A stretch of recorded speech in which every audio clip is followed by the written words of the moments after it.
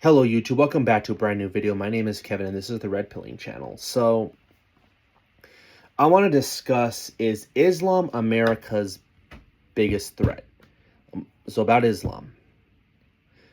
Because Islam is there's a lot of, people who are scared, and some are just fear-mongering, some are legit scared because we've had some attacks lately.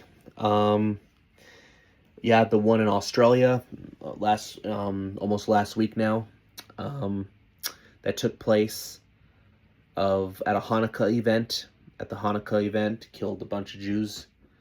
I forgot the total numbers on that, but and it sounded like the guy was an Islamist from what has been reported. And then you had, just prior to that, you had not too long before that, you had this Afghan, was it refugee that he ambushed two of our National Guard military and shooting two of them, killing at least one, that young woman.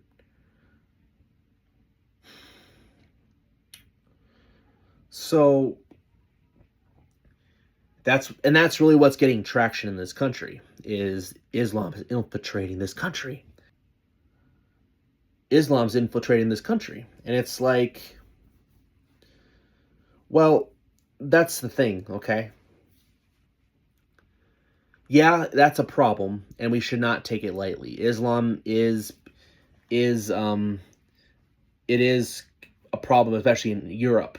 I don't think it's quite a threat here yet. I don't really know if it's ever been that big of a threat like people always made it. I felt some of that's been manufactured, because I know there's a lot who want to go to war in the Middle East, so I think they manufacture a lot of that anti-Arab Muslim rhetoric to kind of get you to support more regime change wars in the Middle East to justify it. But however, in England, it's a huge problem. A lot of them are Muslim. They're in, and for example, 1% of America is Muslim. Total, if you talk about just the United States as a whole, England's 6%, which for England standards, 6% is a lot, because England's a much smaller country, lot less population. So, and the problem is, you have in the cities, for example, I think in England only 37% of London, for example, the city of London, which is like their New York City, only 37% of that is actually Brit. If you go to England now, it's third world, it's all foreigners. A lot of them are just, and that's a problem. It's not England anymore. And you have a lot of cases of, rape rates going up, especially in places like England and Germany and France, where the rates are going high. And so, yeah, there's definitely a problem. But here's the thing. I could argue that you also have just criminals in general doing that are coming from these countries. So you have Muslims doing that, but you also have just people from South America that are not exactly Muslim. They're just criminals who, take advantage of Biden's weak immigration policies and are coming over here, and they're committing more crimes. You have cases where they were deported and they're coming back here and committing more crimes additionally. So, yeah, that's a huge problem. And, obviously they're not only importing from Middle East, but it's Africa as well, which there's a lot of Muslims in Africa as well, with coming from those places. So, yeah, there's definitely reasons to be concerned and not take it lightly. Islam is a threat. However, is it the biggest threat facing America? Let me know, again, down below. And I have to say no, largely because, not on itself, because you have to, in order to really cut down Islam in this country, which I think the goal needs to be a full moratorium in all countries that are not Europe, basically, till further notice. Because they don't fit our culture. And I think Trump did a partial one again after that incident with the National Guard woman being killed by an Afghan refugee, but still, it it's it really should be all across the board, because we've let so many people in here in this country the last, for decades, but especially under Biden, that we're out of control, and we've lost. America's gone chaos with all these people in here, and they're not presenting their best. So here's the thing, though. Okay, as much as you can dislike Muslims, I don't really. I mean, I don't really respect the religion. I don't believe, again, they fit our culture. I think they're a danger to anything Western. If you're a Christian, they're a threat. They're definitely a threat to human rights and just women. If you're a woman, they're a threat to women. Women are property to them, to Muslim men. So they do not fit our culture. And in fact, I think Sharia law needs to be banned nationwide. If Trump has to do that executive order, I don't know what he can do, but that needs to be brought to the Supreme Court that Islam is incompatible with our Constitution, anything in our values, and cannot be allowed in any cities. Because you're going to see that if we're not careful, they will try to implement Sharia law. In London, there's actually Sharia law is allowed in certain segments of the city of London where it's like their own city-state. So, yeah, Muslims is a threat for sure. But is it the threat? Is it the biggest threat facing our freedoms and our freedoms? No. Because for the most part, most Muslims are actually not terrorists. A large portion of them, yes, you have the jihadists, which is why I don't think they can be trusted here,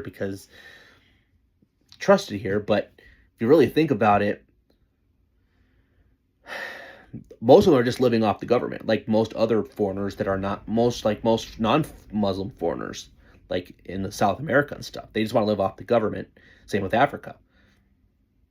Look at Somali. They're largely Muslim, and while I don't agree with Islam, their biggest problem is fraud, committing was it Medicare fraud?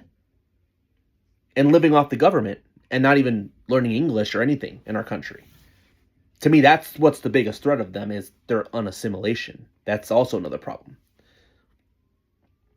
But in order to stop this, though, because as bad as they are, the problem is I don't think they came here willingly. They were brought here. They were imported here. Because it's all part of the agenda to import as many people.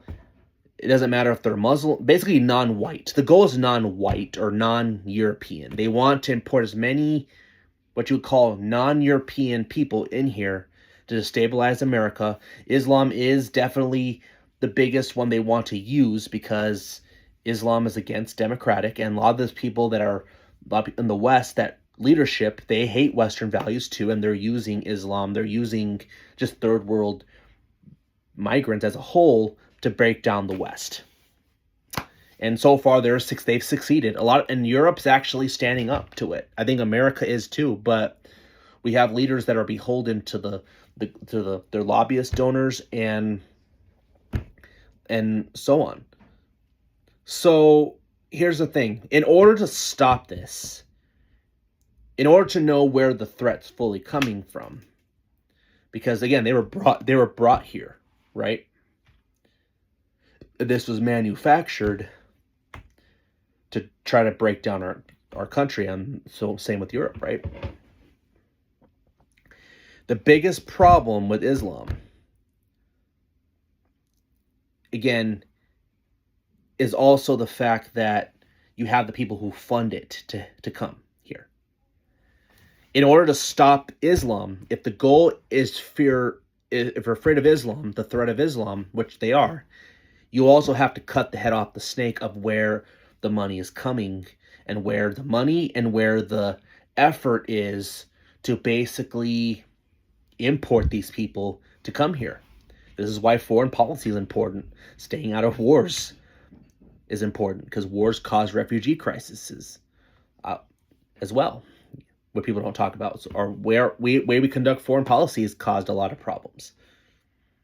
So yeah, and then you also have the people who fund it, who fund this open border where they import the third world, like Muslims, for example. And you want to know who the largest funders are? You have the ADL. ADL is largely it's actually a Jewish funded like PAC, you could say, that basically funds open border, but also anti-white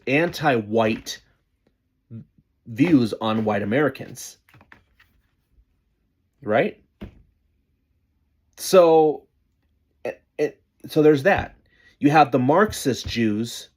You also have the not the Gentile Marxists that also just that they both work together to basically, of course, you have, and generally it's mostly the Marxist Jews because they mostly are the ones that can have the money that control it, who initiate it.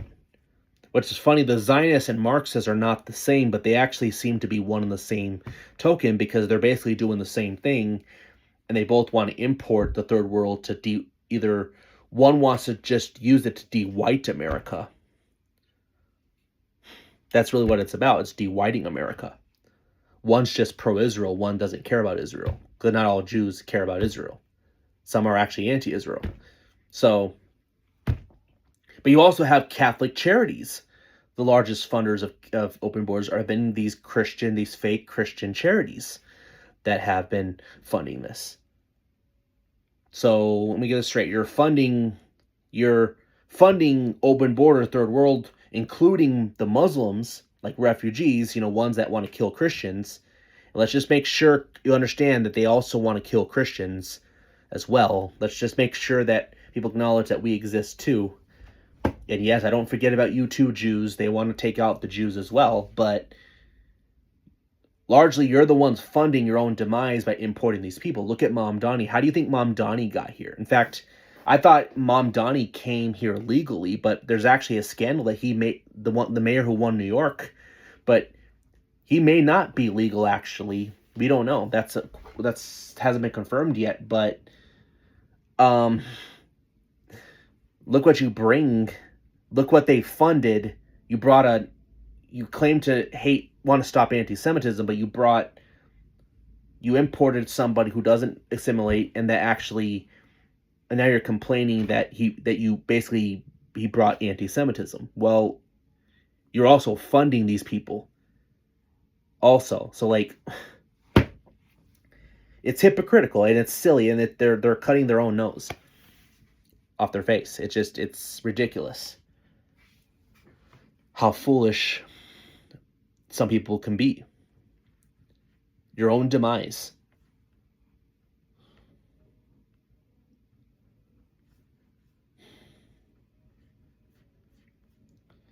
So, I don't know. It just, like I said, in order to know where the threat lies, you have to look to the people who have the power and who basically follow the money to really stop it. And the problem is, can it be stopped?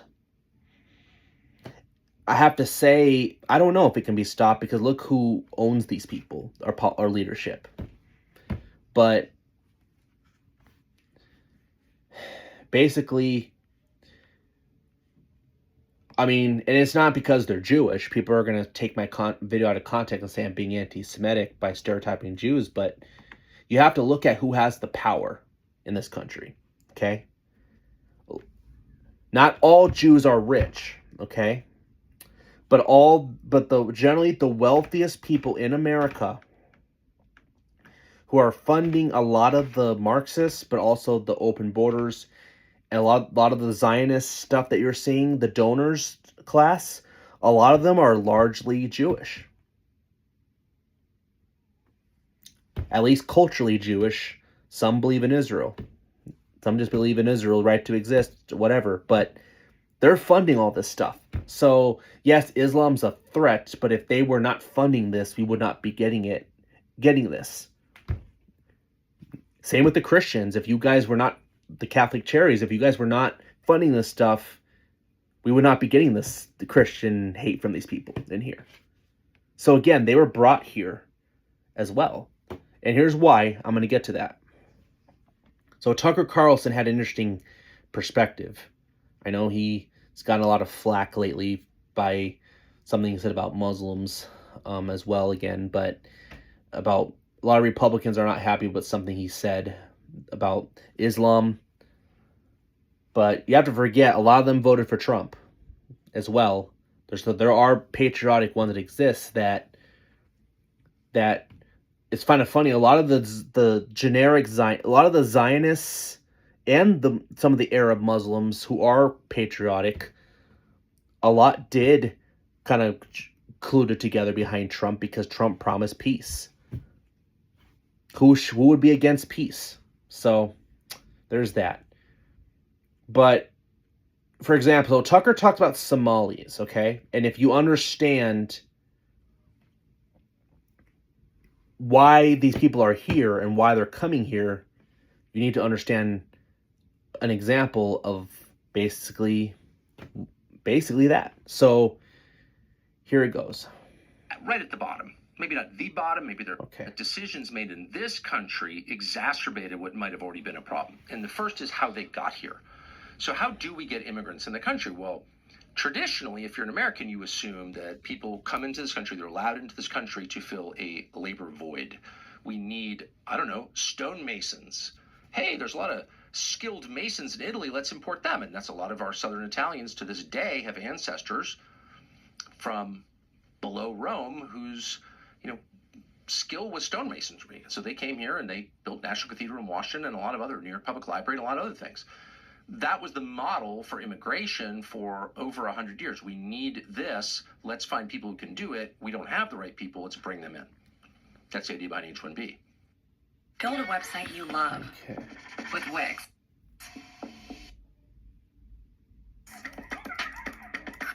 Which, of course, is not actually working as intended.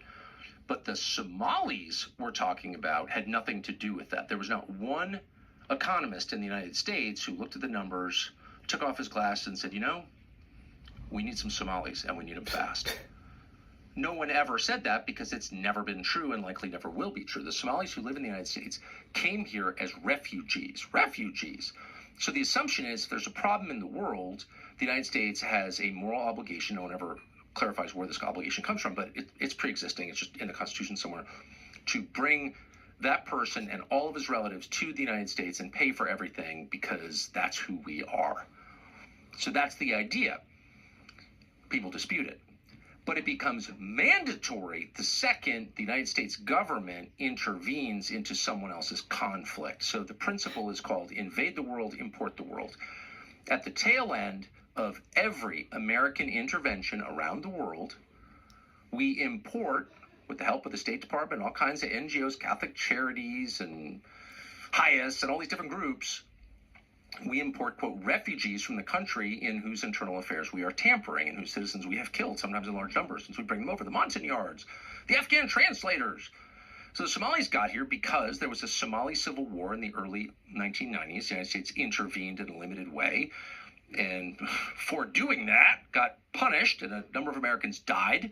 It was famously publicized in a book and then a movie called Black Hawk Down. You may remember that, in which Somalia, Mogadishu, its capital, was described as like the most barbaric place ever in the world.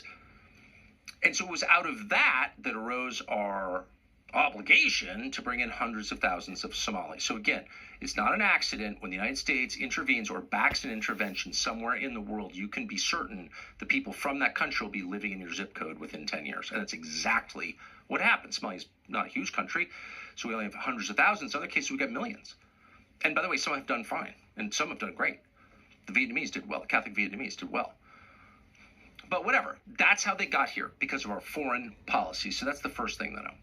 The second thing to know is when they got here, and it's not just the Somalis, it's every group that's imported as a refugee, they were given way more free stuff than any American citizen receives, period. And that would include housing vouchers and food stamps and supplemental income, of course, free education, free use of the emergency room. By the way, if you are wondering how our healthcare system is doing, all the emphasis on health insurance, go to the emergency room sometime over Christmas and see what you see.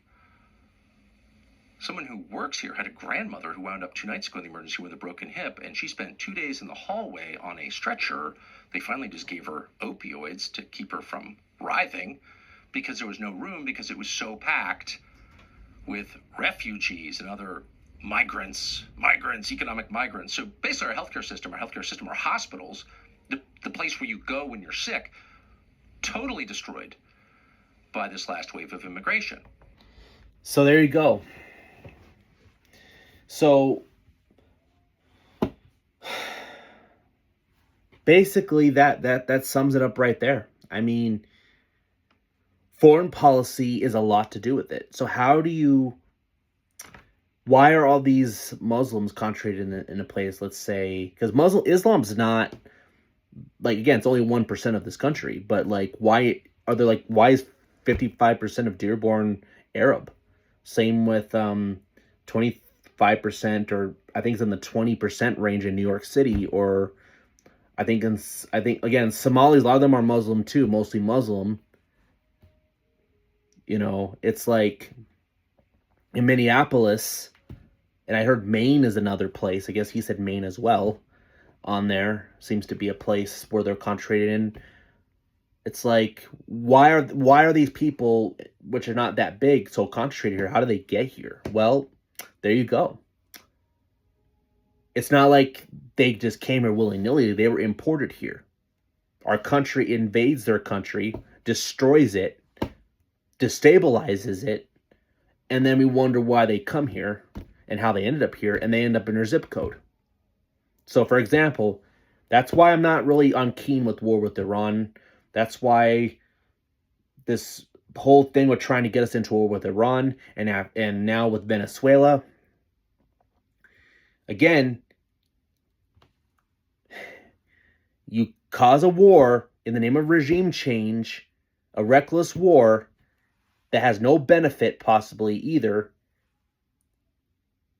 What is the risk? You cause a refugee crisis and they come here and end up in your district. For example, if a war were to start in Iran or in Venezuela, I live here in Wisconsin, they would probably end up in my zip code in like 10 years. And that seems to be what happens. So Tucker is right on point here with that. It's foreign policy, and also because they were promised free stuff. So it's not just, it's all over the world. So a lot of them are coming here from free stuff. If you think about it, most Muslims have not committed terroristic attacks. Of course, you know, the way things are going, if we're not careful, you know, there's risks for that, for sure. You kind of wonder, will a 9/11 happen? I actually do think another 9/11 is possible, the way things are going, but the way I think it's going to probably be manufactured or it's going to be one where government allows it to happen so they can take more of our rights. That's just the way it works when these things happen. So again, it's not an accident, okay? And immigrants used to come here willy-nilly. They would usually, for the most part, they would come here because they wanted to be American.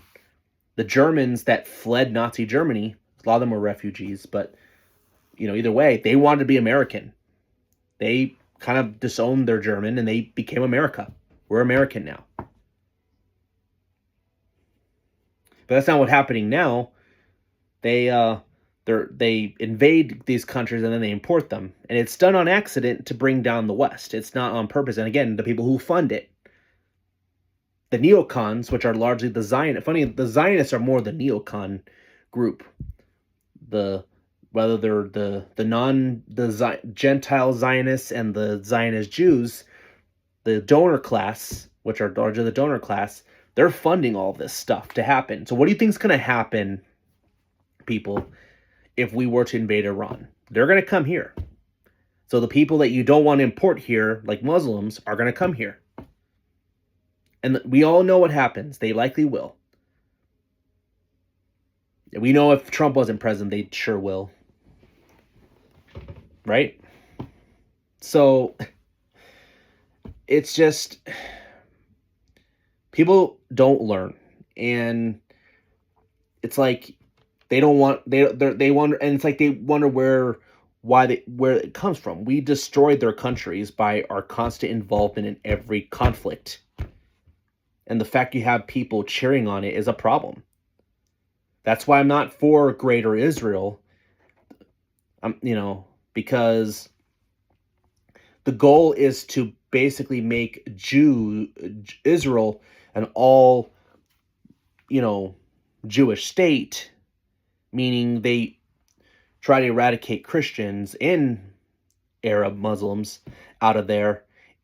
Obviously, you could argue the Christians, but that's the problem. The Christians likely will be persecuted.